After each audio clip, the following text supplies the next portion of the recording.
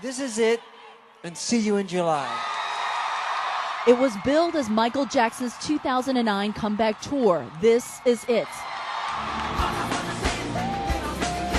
At 50, Jackson was in the last weeks of rehearsal before his death from an overdose of sedatives and the surgical anesthetic propofol. Dr. Conrad Murray was found guilty of involuntary manslaughter for giving Jackson the fatal dose in an effort to help him sleep. But Jackson's last weeks are expected to be played out again in a Los Angeles courtroom, where the wrongful death lawsuit is set to begin Tuesday. The pop icon's mother, Katherine Jackson, and his children are suing concert promoter AEG Live. What do you think, as his mother, caused his death? I don't know. All I know is they used propofol, and they shouldn't have used it, and they used it in the wrong setting. That's all I know, and that's what causes death.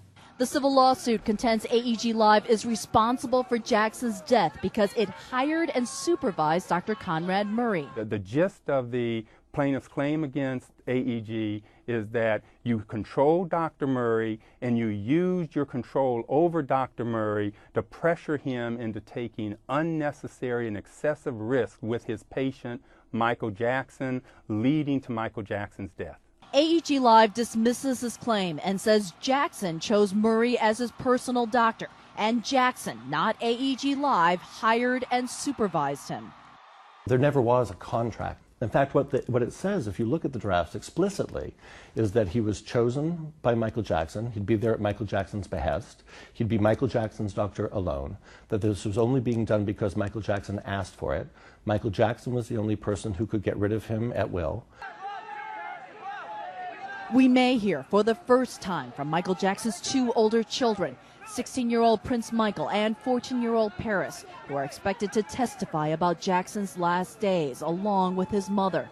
The Jackson lawyers want to call Dr. Murray to testify, but he said he would refuse to answer questions, invoking the Fifth so as not to incriminate himself. It may not hurt the Jackson case at all that Conrad Murray doesn't speak. Actually, his silence may be deafening in the sense that the jury may conclude from his silence that maybe there's something to hide. The trial is expected to last at least 2 months. What's at stake for Katherine and the King of Pop's 3 children? Billions of dollars in lost earnings they argue Jackson would have made from the This Is It comeback tour and other future projects. Kyung La, CNN, Los Angeles.